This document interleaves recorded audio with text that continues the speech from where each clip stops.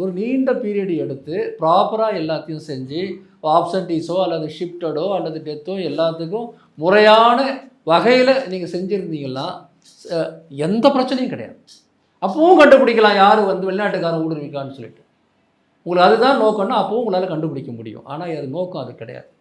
இது வந்து ஒரு தேர்தல் முறையை கொலாப்ஸ் பண்ணுறது, தவறான முறையில் வந்து அதை உள்ளுக்குள்ளே போயிட்டு எல்லாவற்றையும் மாற்றி நமக்கு ஒன்றுமே புரியாதுங்க. என்ன நடக்குதுன்னு நமக்கு ஒன்றுமே புரியாது. அதுக்குள்ளே தேர்தல் நடந்து முடிஞ்சிடும். இப்போ எவ்வளவு பேர் வெளி மாநிலங்கள்லேருந்து இங்கே வந்தவங்களுக்கு வாக்குரிமை கொடுத்துருக்குறாங்கன்றது இதுவரையில் நமக்கு தெரியும். அவங்க அப்ளை பண்ணியிருக்கிறாங்களா, அது உள்ளே வந்திருக்கா தெரியல. குறைச்சி மதிப்பிடுறேன்னு நீங்கள் நினைக்காதீங்க. அரசியல் கட்சிகள் வந்து எப்பவுமே காலங்காலமாக என்ன வேலைகள் செஞ்சு வந்தாங்களோ அதனுடைய நீட்சியாக செயல்படுவாங்க. இப்போ எனக்கு ஒரு பூத் லெவலில் ஒரு ஏஜென்ட் இருக்கிறாருன்னா அந்த பூத்தை பற்றி எல்லாம் அவருக்கு தெரியும். அதனால் கரெக்டாக அவர் வேலை செஞ்சுருப்பார்.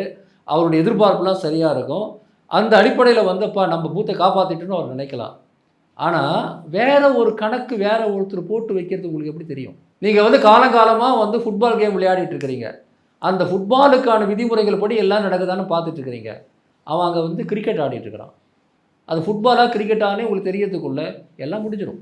ஸோ இந்த எஸ்ஐஆரோட அடிப்படையான பிரச்சனை என்னென்னா, ஒரு சிஸ்டத்தை உருவாக்குவதற்காக இது வரல, இல்லை ஏற்கனவே இருக்கிற சிஸ்டத்தில் குறைகளை களைவதற்காகவும் இது வரல. இது அந்த சிஸ்டத்தை கொலாப்ஸ் பண்ணுறதுக்காக வந்திருக்கு.